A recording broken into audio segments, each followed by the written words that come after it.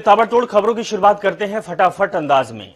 मतदान की तिथि निकट देख कांग्रेस ने चुनाव प्रचार को गति देनी शुरू कर दी है। इसी कड़ी में कांग्रेस की राष्ट्रीय महासचिव प्रियंका गांधी वाड्रा 2 फरवरी को देहरादून आएंगी।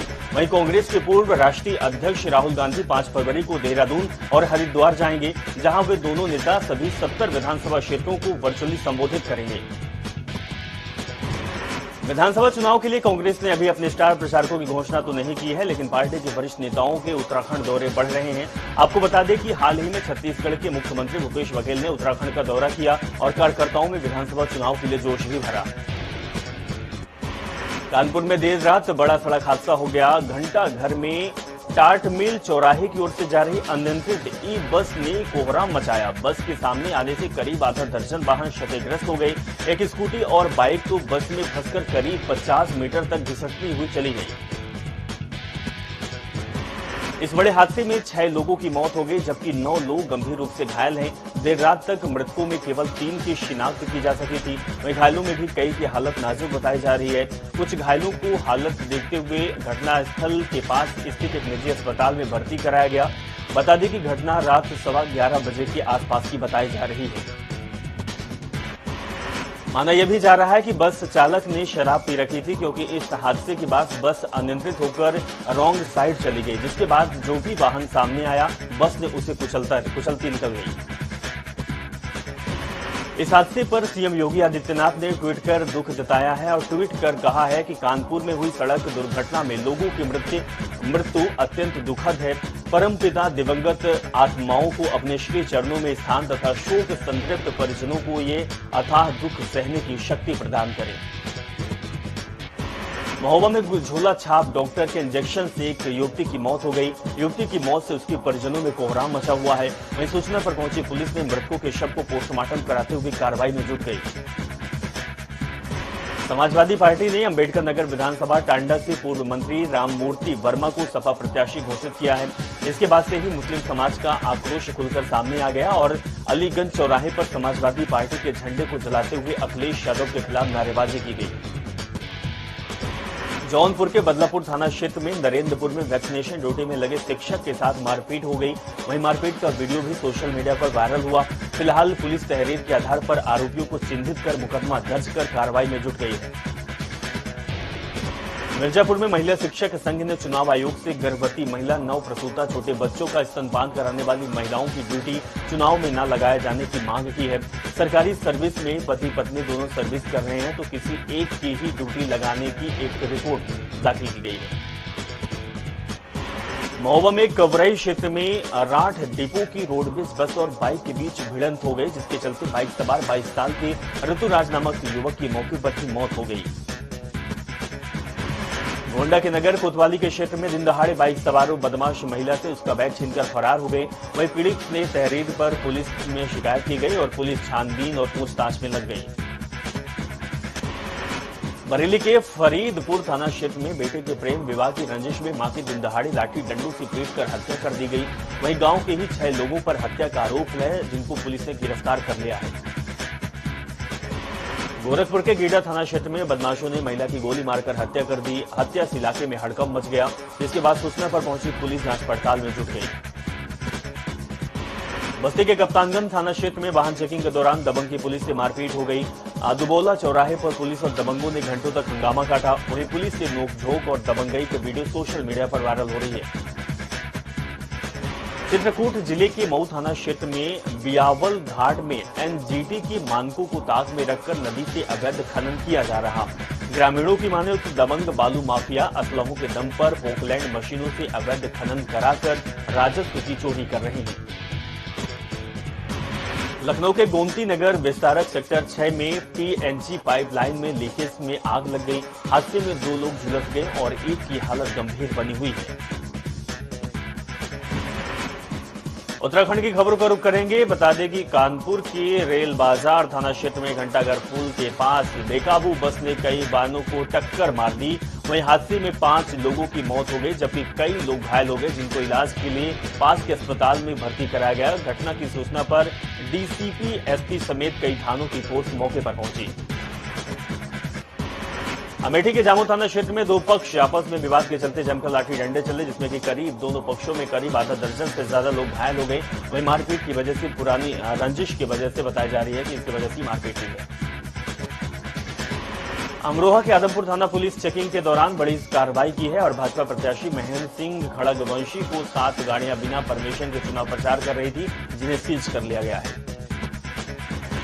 जालौन और रैया हाईवे पर शॉर्ट सर्किट के कारण भीषण आग लग गई। वहीं चालक समेत कार सवार सभी ने कूदकर अपनी जान बचाई, जिसके बाद सूचना पाकर मौके पर पहुंची पुलिस और फायर ब्रिगेड की टीम ने कड़ी मशक्कत के बाद आग पर काबू पाया।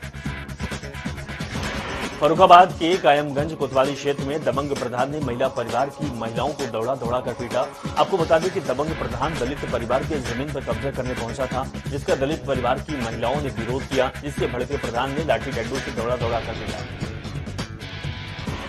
ललितपुर के सदर कोतवाली क्षेत्र में शराब के नशे में धुत युवक को लोगों ने जमकर पीटा। बीच सड़क पर मारपीट का वीडियो मीडिया पर वायरल हो रहा है। गोंडा के तरफगंज थाना क्षेत्र में पिकअप वैन के सड़क किनारे खाई में गिरने से 4 लोगों की मौत हो गई। दर्जनों लोग घायल हैं। घायलों को 4 की हालत गंभीर बताई जा रही है, जिन्हें जिला अस्पताल में भर्ती किया गया है। सहारनपुर के देवबंद थाना पुलिस को बड़ी सफलता हाथ लगी। पुलिस ने जंगलों में हथियार बनाने की अवैध फैक्ट्री पकड़ी और मौके से 6 देसी तमंचे, 16 अधबने देसी तमंचे, 80 जिंदा कारतूस, 315 बोर और अवैध शस्त्र बनाने के उपकरण भी बरामद किए गए। साथ ही पुलिस ने 2 लोगों को अवैध शस्त्र बनाते हुए रंगे हाथों गिरफ्तार किया है। बुलंदशहर सदर से भाजपा प्रत्याशी प्रदीप चौधरी का वीडियो भी वायरल हो रहा है। वायरल वीडियो में भाजपा प्रत्याशी चुनाव प्रचार के दौरान अपने समर्थकों के साथ योगी जी फिर से आएंगे गाने पर नाचते हुए नजर आए। इसमें आचार संहिता और कोविड गाइडलाइन का उल्लंघन हुआ है। बादा पुलिस ने बड़ी सफलता हासिल करते हुए 25,000 के इनामिया बदमाश को मुठभेड़ के बाद गिरफ्तार कर लिया है। पुलिस मुठभेड़ में दोनों तरफ से हुई जवाबी फायरिंग में अपराधी युवक के पैर में गोली लग गई, जिससे कि जिला अस्पताल में भर्ती किया गया। चलिए सीधे चलते हैं जहां वर्चुअल रैली में योगी आदित्यनाथ कुछ कह रहे हैं, हम आपको सुनाते हैं। अन्य सभी जनप्रतिनिधिगण 7,800 से अधिक बूथ इकाइयों से जुड़े हुए सभी कार्यकर्ता और पदाधिकारीगण उत्तर प्रदेश विधानसभा चुनाव में आदरणीय प्रधानमंत्री जी का मार्गदर्शन आज प्रथम और द्वितीय चरण के 21 विधानसभा सीटों पर भारतीय जनता पार्टी के कार्यकर्ताओं को प्राप्त हो रहा है। मैं इस अवसर पर सबसे पहले आदरणीय प्रधानमंत्री जी का उत्तर प्रदेश के कार्यकर्ताओं की ओर से हृदय से स्वागत और अभिनंदन करता हूं। यह हमारा सौभाग्य है कि दुनिया के सबसे लोकप्रिय नेता और भारत को दुनिया की सबसे बड़ी अर्थव्यवस्था के रूप में अग्रसर करने वाले आदरणीय प्रधानमंत्री जी के मार्गदर्शन में और उनकी प्रेरणा से उत्तर प्रदेश राष्ट्रवाद, विकास और सुशासन के मुद्दे पर पिछले 5 वर्षों से निरंतर एक नई यात्रा को आगे बढ़ा रहा है। उत्तर प्रदेश विधानसभा का यह चुनाव हम सब की इसी अग्नि परीक्षा का एक परिणाम, एक नया दौर प्रारंभ हो रहा है। आज जिन 21 विधानसभा सीटों पर आदरणीय प्रधानमंत्री जी का मार्गदर्शन प्राप्त हो रहा है, इनमें मुजफ्फरनगर, शामली, बागपत और गौतम बुद्ध नगर की 14 विधानसभाएं हैं, जिनमें प्रथम चरण में 10 फरवरी को चुनाव संपन्न होने हैं। सहारनपुर के 7 विधानसभा सीटों पर 14 फरवरी को द्वितीय चरण में चुनाव संपन्न होने हैं। भारतीय जनता पार्टी की डबल इंजन की सरकार ने आदरणीय प्रधानमंत्री जी के मार्गदर्शन और नेतृत्व में बिना भेदभाव के सबका साथ, सबका विकास, सबके विश्वास और सबके प्रयास की भावना के साथ, जिस प्रतिबद्धता के साथ गांव, गरीब, किसान, नौजवान, महिलाएं और समाज के प्रत्येक तबके के लिए कार्य किया है, आज वह समर्थन विधानसभा क्षेत्रों में की वोटर्स के साथ आम जनमानस का मिलना भारी समर्थन इस बात को बहुत स्पष्ट रूप से प्रदर्शित भी कर रहा है। इन क्षेत्रों में जहां पर प्रथम और द्वितीय चरण के चुनाव संपन्न होने हैं, इन 21 विधानसभा सीटों में प्रत्येक विधानसभा सीट या इन सभी पांचों जनपदों में 2017 के पहले सुरक्षा और कानून व्यवस्था अपने आप में एक चुनौती थी। आज हम कह सकते हैं कि इन क्षेत्रों में सुरक्षा का एक बेहतर वातावरण बना है। बेटियां सुरक्षित हैं। पिछले 5 वर्षों में जहां पर मुजफ्फरनगर जैसे बड़े बड़े दंगे हुए हों, बुलंदशहर, मेरठ में उपद्रव होते रहे हों, जहां पर बहन और बेटियों का घर के बाहर निकलना, स्कूल जाना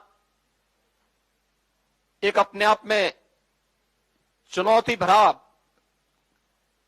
कार्य था और सुरक्षा की स्थिति बदतर थी, उन क्षेत्रों में न केवल बेटियां सुरक्षित महसूस कर रही हैं, बल्कि आज हर किसान को, नौजवान को जो अवसर प्राप्त हुए हैं, व्यापारियों के मन में सुरक्षा का वह जो पैदा हुआ है, वह भारतीय जनता पार्टी की डबल इंजन की सरकार की उपलब्धियों के रूप में देखा जा रहा है। उत्तर प्रदेश देश में आबादी की दृष्टि से सबसे बड़ा प्रदेश है। हम आभारी हैं आदरणीय प्रधानमंत्री जी के कि प्रधानमंत्री किसान सम्मान निधि का सर्वाधिक लाभ उत्तर प्रदेश को प्राप्त हो रहा है। 2,54,00,000 किसान, और जिस भी जनपद में हम लोग जाते हैं तो उस जनपद में लाखों किसान प्रधानमंत्री किसान सम्मान निधि के साथ जुड़े हुए हैं। उत्तर प्रदेश में वृद्धजनों, निराश्रित महिलाओं और दिव्यांगजनों को 12,000 रुपए वार्षिक पेंशन भी 1 करोड़ ऐसे लोगों को उपलब्ध करवाई जा रही है। कोरोना कालखंड में फ्री में टेस्ट, फ्री में उपचार, फ्री में वैक्सीन, सबको वैक्सीन की सौगात आदरणीय प्रधानमंत्री जी ने दी। और डबल इंजन की सरकार है तो डबल डोज राशन की भी 15 करोड़ जनता को प्राप्त हो रही है। हर एक मुद्दे पर अच्छा कार्य करने का प्रयास हुआ और उसका परिणाम भी जनमानस का समर्थन के रूप में देखने को प्राप्त हो रहा है। लेकिन चुनाव में अति आत्मविश्वास सदैव घातक रहा है और इसलिए भारतीय जनता पार्टी के कार्यकर्ताओं की जिम्मेदारी और बूथ स्तर के पदाधिकारियों के प्रति जो आदरणीय प्रधानमंत्री जी का सदैव से मंत्र रहा है कि बूथ जीता तो चुनाव जीता, इस मंत्र को अंगीकार करने की दिशा से आज आदरणीय प्रधानमंत्री जी का मार्गदर्शन हम सबको प्राप्त हो रहा है। और मैं विश्वास के साथ कह सकता हूं कि कार्यकर्ताओं में उत्साह है। मुख्य चुनौती यद्यपि कोरोना की थर्ड वेव ओमिक्रॉन के रूप में जो सामने देखने को मिली है, उत्तर प्रदेश में अगले 8-10 दिन के अंदर ये काफी हद तक नियंत्रित होती हुई दिखाई देगी। एक सप्ताह पहले उत्तर प्रदेश में कुल एक्टिव केस कोरोना के 1,06,000 थे। आज यह लगभग 53,000 तक सीमित रह गई है और प्रतिदिन रिकवरी, पॉजिटिव केसेस से ज्यादा रिकवरी आ रही है। लगातार कोरोना के मामलों में कमी देखने को मिल रही है। हम आभारी हैं आदरणीय प्रधानमंत्री जी के कि 15 वर्ष से ऊपर के सभी लोगों को उन्होंने फ्री में वैक्सीन देने की व्यवस्था की। उत्तर प्रदेश आज 26 करोड़ वैक्सीन की डोज प्रदान कर रहा है। 99% से अधिक लोगों ने फर्स्ट डोज ले ली है। सेकेंड डोज लेने वालों की संख्या भी 70% से अधिक है। और हमारा प्रयास है कि प्रथम चरण के चुनाव के पहले उत्तर प्रदेश के अंदर डबल डोज वैक्सीन प्राप्त करने वाले लोग 90% से अधिक होंगे। थर्ड वेव पर भी नियंत्रण करने की स्थिति बहुत नजदीक आ चुकी है। 72,000 निगरानी समिति गांव-गांव में जाकर के इस अभियान के साथ जुड़ करके पूरी तत्परता के साथ कार्य कर रही हैं।